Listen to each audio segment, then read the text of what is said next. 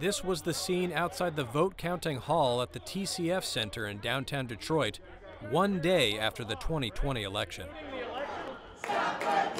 This was 2 days after the election, when supporters of then-President Donald Trump sought to disrupt the vote-counting process. That whole experience resonates with every Detroiter. Daniel Baxter, Detroit's chief operating officer for absentee voting and special projects at the Department of Elections, says the entire city is preparing for a potential repeat of the unrest from 4 years ago. All 635,000 of us are concerned about this election, and we just want to make sure that we have planned for the worst as we hope for the best. Detroit, one of Trump's favorite targets for false claims of voter fraud, has fortified election offices and voting centers ahead of this year's election. Detroit City Clerk Janice Winfrey explains. We've replaced all of our first floor windows with bulletproof windows. We have updated our security camera system.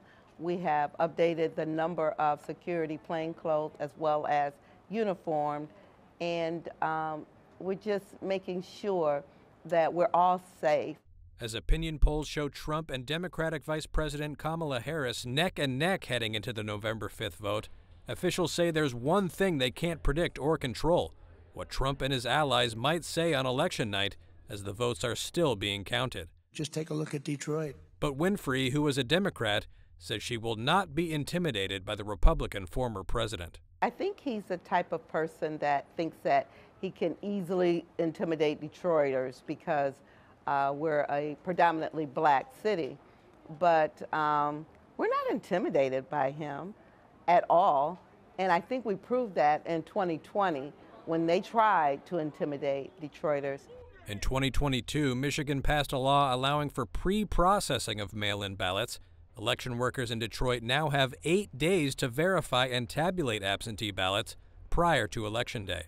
Winfrey said she hopes to report results in time for the 11 p.m. TV news on November 5th. I'm very confident in that process. But I am concerned and hopeful that our country will accept whatever the outcome of this election is in a peaceful and a unified manner.